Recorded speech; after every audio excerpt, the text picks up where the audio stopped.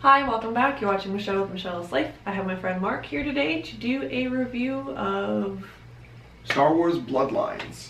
I figured what we would do is we would actually start with kind of an introduction, because if you're a lot like me and you're a Star Wars fan, when Star Wars was kind of doing its thing before, there was so much going on in the canon. Everybody was writing a book and it was so much, it was hard to get into. But since Disney bought Star Wars, they actually basically said, okay, all this other stuff is super cool, we want to be able to pick and choose what we like, but we're going to start our own new canon, and this is going to be what's important and what's actually part of the Star Wars story. So some of the friends that I've got that are in Star Wars circles, they always ask, what is the best book to get started with? And if I had to say, pick one book right now to start on, I would say it's Star Wars Bloodlines. And the reason I say that is because, first and foremost, it has a lot of the characters that we know and love from the original trilogy. There's mention of Luke, Han makes an appearance, and it follows Leia throughout the entire course of the book. Now, does this all have the same author, or do they have differing authors throughout the series? So they do all still have different authors, but it's not really a series anymore. So like Bloodline is its own book by Claudia Gray, who also wrote another book in the Star Wars world called Lost Stars, but it doesn't really take place with the same characters or even in the same time period. Oh, okay. So it's a lot different. There's a lot going on. They're still bouncing from author to author, and they've all got their kind of own story going on. And there are some that are trilogies. There's an Aftermath trilogy where we've already got the first two books and waiting for the third one to come out next year. But for the most part, it's a bunch of one-offs. With Bloodlines, the story basically it's following Leia, and it's right before the new movie. So it takes place about 6 years before Star Wars Episode 7, and it shows a lot of the new Galactic Republic, essentially. They call it the New Republic, actually, 100%.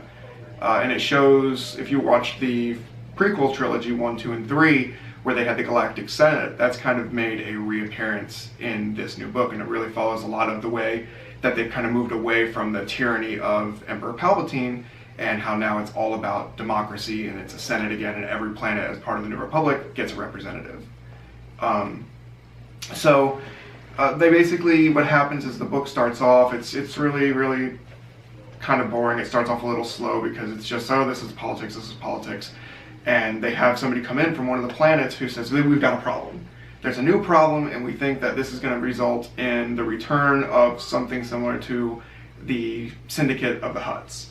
You know, it's going to be organized crime. There hasn't been organized crime in the galaxy for 20 years since the fall of Palpatine, and it's making a comeback. So they go, they kind of look into that and, you know, figure out what's going on there, and that's kind of where we follow Leia, is what she does throughout the course of her investigation, as we're following her. And we meet a lot of interesting characters along the way. So, like I said, Han shows up, Luke, as I mentioned, we hear about her son, Ben, but it's really the new characters that are kind of standouts for me. You know, Leia's great, she's a lot of fun, but there's a lot of new characters that I grew to love, and, you know, when things happened to them, I really felt for them. It was really, really, you know, broke my heart at some different times. But, like, for example, the senator from one of the planets, part of the New Republic, Casterfo, he's a really, really awesome character. You really, really at first really hate him a lot, and as he and Leia interact throughout the course of the book, through the investigation that he kind of inserts himself with as part of one of the rival political parties, they really kind of grow together, and it's almost reminiscent of something we're going through like right now with our own election here, with, you know, Hillary and Trump. It's almost kind of the same idea. We've got one party and the other party, and they're working together. Not so much for us, but that's how it ends up working out in the book. And there's a couple other characters. I don't think that many of the other characters are super standout. They're still a lot of fun.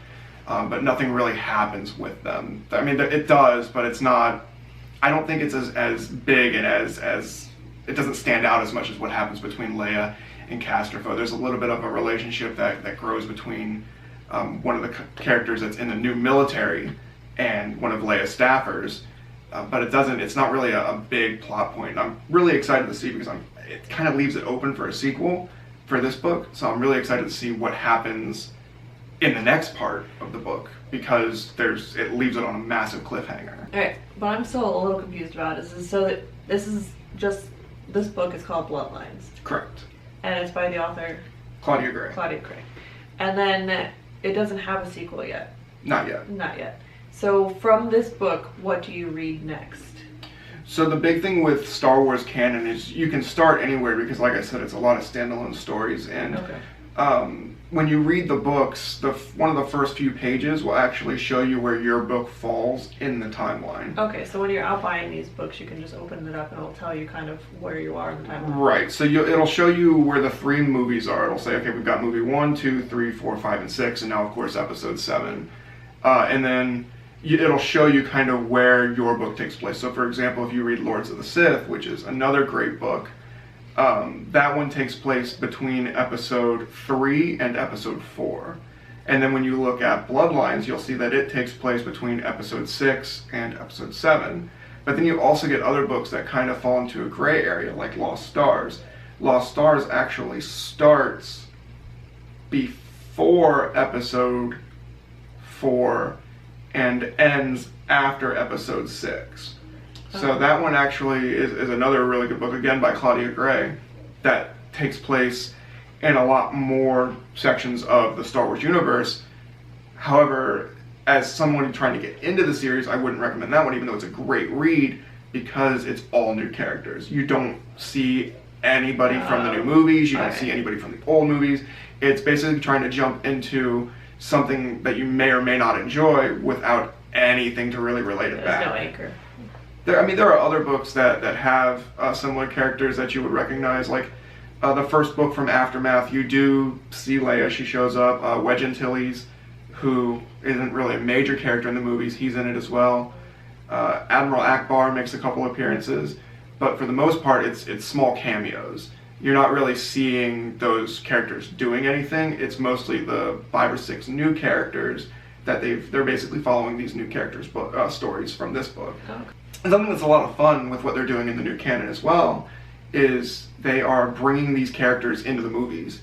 So, tiny small spoiler for maybe the book or the movie, who knows. There's a character in Bloodlines and in the Aftermath series, and he pops up somewhere else I can't remember.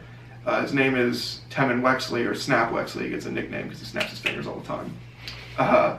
He makes a small appearance in episode 7 during the scene, if you've seen the movie, where they first go to the new Resistance base. That he's actually in the base working. Oh, okay. And, you wouldn't know it was that character if you hadn't done the research to find out that J.J. Abrams was like, yeah, we wanted to cast this character because we hope he's going to play a big part in the novels. We want to see if we can't have somebody there that's ready to play that role in the movies if we want him. That's a really fun thing there, that they're trying to reward us readers by taking our characters and putting them into the movies. There's a short story that follows, I can't remember the captain's name, but you'll definitely recognize him if you read the short story. I would have to look up the name of the book. It's a red kind of robot guy who Finn, in episode 7, when he's trying to run away from Maz Kanata's castle, he goes over, Maz Kanata says, go talk to those 2 guys, and it's the big alien guy and what looks like a little robot dude in red. That red robot guy has an entire book dedicated to him. So if you read that short story, then you would know who that character is and you know what he's all about, and it's not a big deal for you, but for someone like me, it's like, oh yeah, I read that, I know who that guy is. So it's really cool that they're trying to take care of us. One other thing that I wanted to touch on, because the book it's not perfect. I've read the book twice now. I wanted to reread it before coming in and talking about it to make sure everything was kind of fresh in my head. She does foreshadowing a lot of it. And reading it my second time, I was like, that seems out of place the way she was doing it. I would read something and I would be like, it makes sense that she's pushing that because I know what it does later in the book, but the way she did it was really awkward. It was Claudia Gray is awkward. Like I said, for the most part, that's my only real complaint. The pacing was very quick. There was it would lull, and then there was a lot of action, and then it would kind of bring back to the politics, which I found the politics to be interesting. I know some people don't, but it would bring back the politics, and it would slow down for a little bit, and then it would really speed up, and it would be a lot of action. So the pacing was solid. It kept you hooked. The first time I read the book, I read it. I'm not a fast reader, so I read it in about the course of 2 weeks. I usually read on my lunch breaks at work, but this time I read it in 3 days. but I think I was finding more in the book because it was my second time. Like I said, I noticed those foreshadowing things, and the first time I read it didn't feel weird, but the second time I read it, you could really see what she was trying to foreshadow, and because I didn't really see those turns coming the first time I read the book, it felt awkward the second time. It's like, oh, now I know what that means. It doesn't feel like it really fits. So on a scale of 1 to 5, what would you rate this book comparative to the other Star Wars books that you've read? I don't want to rate it super, super high, because what I've noticed with the Star Wars as far as the new canon is they're just getting better. The first Aftermath book I probably would have given a 1 or a 2. The second Aftermath book was phenomenal, like just amazing. And I feel like since I started reading the new canon books, the first book I read was Lords of the Sith, when the books that I'm reading now, they weren't out yet. Like Bloodline wasn't out, Lost Stars wasn't out. I feel like Lords of the Sith in comparison to a Lost Stars or a Bloodline was awful. But at the time, like when I read it, I was like, oh man, this is a solid 4. So if I had to say what Bloodlines is now, I'd probably give it a 4, maybe 4.5. But I know that when I read whatever comes out, the Ahsoka Tano novel's coming out, the Rogue One novels are coming out, the third Aftermath book is coming out. I feel like I'm really going to have to lower that number because the Star Wars books are just getting better. That's really all I've got. Just if you really want to get into it, the comic books are great too, but the novels are really awesome.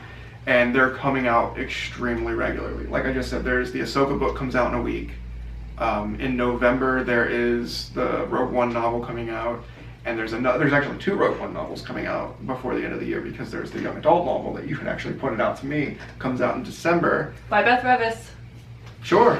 And then the adult novel, like not the young adult novel, is coming out November 16th, which is supposed to be a prequel to the movie. So if you read Bloodlines and you really like it and you're a Star Wars fan and you want to be prepared for Rogue One, that's a prequel. It's supposed to lead right up into the movie. So that would be a perfect read for, the movie season before we go and we see the movie in December. Pretty cool, pretty cool. Well, I hope you all learned something from watching this review of Bloodlines. Mark will be back on my channel probably next month with his review of, what's that one that's coming out? Ahsoka Tano. Ahsoka Tano, written by... I actually don't know the author. Alright, I'll put the author's name here somewhere. And yeah, let me know down below if you have any questions or comments, and I can ask Mark, and we'll find out more about the Star Wars canon for you. And that's it for this review. Cool. Definitely ask questions. I love answering Star Wars questions. So definitely leave those down below, and we'll see you guys next time. Bye!